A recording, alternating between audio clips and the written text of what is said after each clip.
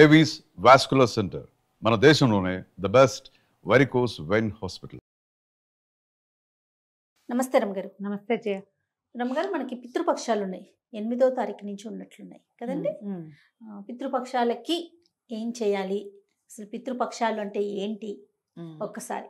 లోక సామాన్యంగా అందరూ చేసుకునేవి కాదు, ఆ విధానం అలవాటు ఉన్న వాళ్ళు చేస్తారు. ఓకే, ఎవరైనా చేసుకోగలిగే ఒక వ్యవహారం ఇందులో ఉంది, అది కూడా చెప్దాం.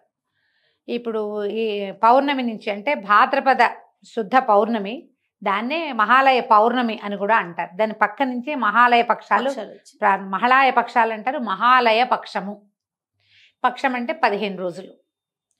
వినాయక చవితి నిమజ్జనోత్సవాలు అవి అయిపోయాక పౌర్ణమితోటి, పౌర్ణమి నాడు ఈసారి ఏమో మనకి ఇది వచ్చింది, గ్రహణం వచ్చింది కదా, తెల్లవారిన దగ్గర నుంచి పితృపక్షాలు ప్రారంభం అవుతాయి. మనకి ఉత్తరాయణము దక్షిణాయనము 2 అయనాలలో మనకి సూర్యుడి నడక సాగుతుంది. మన విధానం అంతా ఉత్తరాయణ దక్షిణాయనాలలోనే ఉంటుంది కదా. ఉత్తరాయణం అంతా దేవతల కాలం, దక్షిణాయనము పితృదేవతల కాలంగా చెప్పబడుతుంది. ఉపాసనా బలం, ఉపాసనలు అవసరం. ఈ ఉపాసనలు చేయవలసిన కాలంలోనే ఈ పితృదేవతల పక్షాలు కూడా వచ్చినాయి. ఈ పితృదేవతలు ఎవరు? మన ప్రతివాడికి మన తాత ముత్తాతల్ని పితృదేవతలు అనుకోవాలి మనం. ఈ పితృదేవతలు ఈ మనవాళ్ళు చనిపోయి ముందు తరాల వాళ్లే కాకుండా పితృదేవతలోనే ఒక ప్రత్యేకమైన పైతృక గణం అని ఒక గణం ఉంటుందట. దాని ఆధ్వర్యంలో ఈ చనిపోయిన వాళ్ళ యొక్క ఇది అంతా అక్కడ నడుస్తూ ఉంటుంది. హిందూ ధర్మ విధానం ప్రకారము చనిపోయిన ప్రతి మానవుడు ఇంకొక చోట జన్మిస్తాడు. జనన మరణ చక్రం నడుస్తూ ఉంటుంది.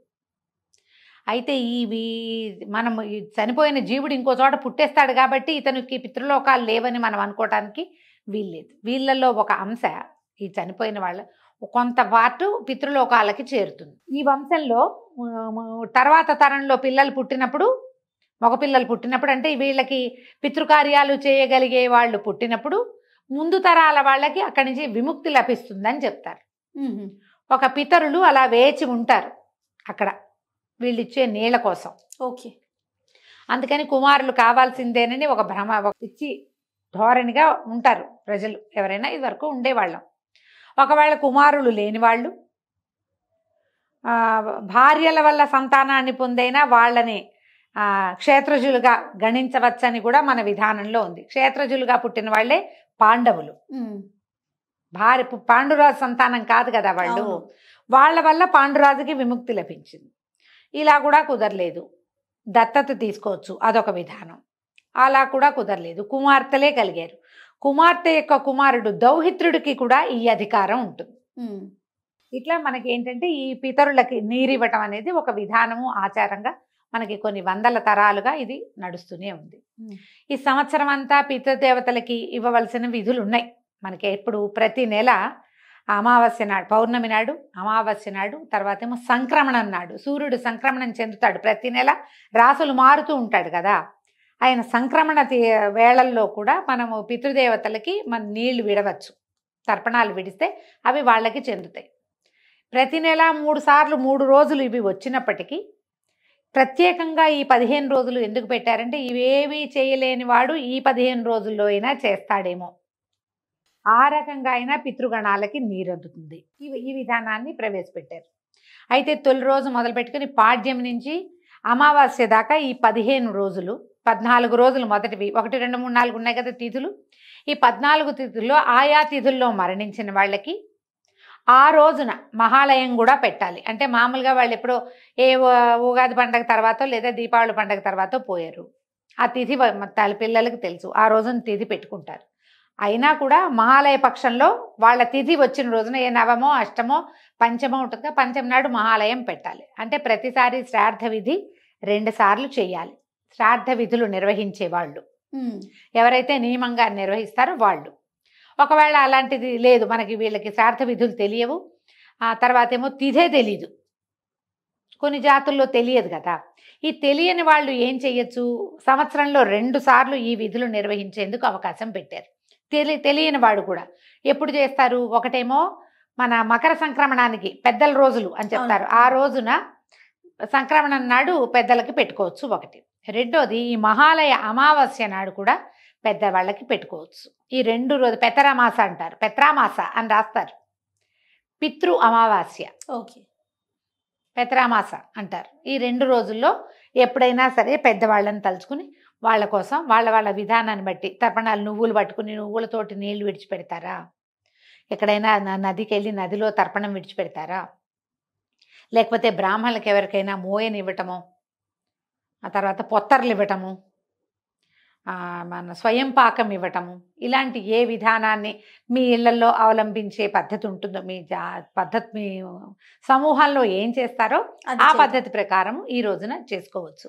దీనివల్ల మన ముందు పితరులైనటువంటి మరణించిన తండ్రి గారు కానీ, మరణించిన తండ్రి కానీ, తాత కానీ, ముత్తాతకి కానీ ఇవి ఇవ్వడం వల్ల, వారి పేరుతోటి ఇవ్వడం వల్ల మనకి తర్వాత తరాల్లో సంతానాలు కలుగుతాయి.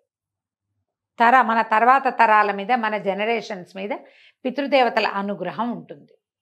ఈ పితృదేవతల తాలూకు శాపాల వల్ల, వాళ్ళకి నీళ్లు ఏమి ఇవ్వకపోవటం వల్ల, వాళ్ళని తలుచుకోకపోవటం వల్ల తర్వాత జనరేషన్స్లో అనారోగ్యాలు, సంతానం కలక్కపోవటము, సంతానం ఎక్కి రాకపోవటము లాంటి సమస్యలు ఉండొచ్చు. ఇవాళ రేపు పితృదోషాలు అనే వాక్యాలు బాగా వింటున్నాం. పితృదోషాలు ఎప్పుడూ ఉన్నాయి, ఇప్పుడు తెలుసుకుంటున్నారు బాగా. పితృదోషం ఉంది అంటే అదేదో ఊరెళ్ళి పూజ చేయాలి, ఇదేదో ఊరెళ్ళి పూజ చేసుకోవాలి, అక్కడంత ఖర్చు పెట్టాలి, గైకెళ్ళి శ్రాద్ధం చేయాలి, బోల్డని చెప్తారు. అవన్నీ చేయగలిగితే చేసుకోవటం. లేకపోతే మీరు అమావాస్య నాడు కనుక మీ మరణించిన తండ్రులకి, తాతగారు అమావాస్య మరణిస్తే తండ్రి గారు చేయాలి. తండ్రి ఉంటే కుమారులు తాతగారికి నీళ్ళు ఇస్తాం లాంటివి అనకూడదు. తండ్రులు ఉన్న వాళ్ళెవ్వరికీ ఈ పితృదేవతారాధనకి అవకాశం లేదు, అర్హత లేదు.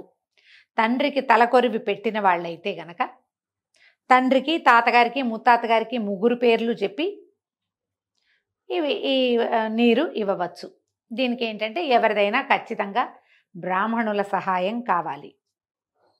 వారి సహాయంతో తండ్రి గారి పేరు, తాతగారి పేరు, ముత్తాతగారి పేరు చెప్పి వాడి గోత్రనామాలతోటి వాళ్ళకి పిండ ప్రదానం చేయొచ్చు. ఒకవేళ పిండ ప్రదానం లాంటి పెద్ద పనులు కుదరకపోతే నీళ్లు వదిలిపెట్టచ్చు.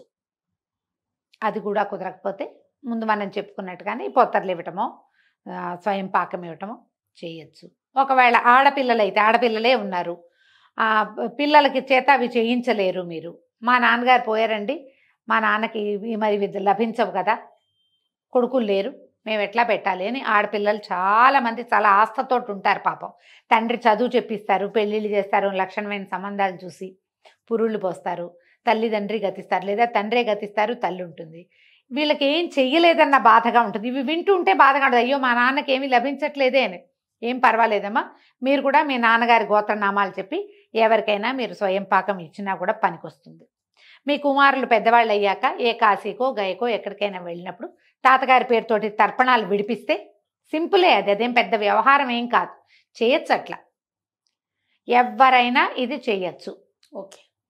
ఇవి ఏంటంటే ఇది పండగ అని కాదు, పితృకార్యం అనేది ఏంటంటే ఇది ఒక ప్రత్యేకమైన విషయం. మనకి భారతీయులకి చాలా కర్మ సిద్ధాంతాన్ని నమ్ముతాం మనం. కర్మ సిద్ధాంతాలతో పాటుగా 3 రుణాలు ప్రతివాడు తీర్చుకోవాలి. దేవరుణం, ఋషి రుణం, పితృరుణం. ఈ 3 రుణాలు తీర్చుకోవాలి. దేవరుణ, ఋషి రుణాలు తీరుతూ ఉంటాయి.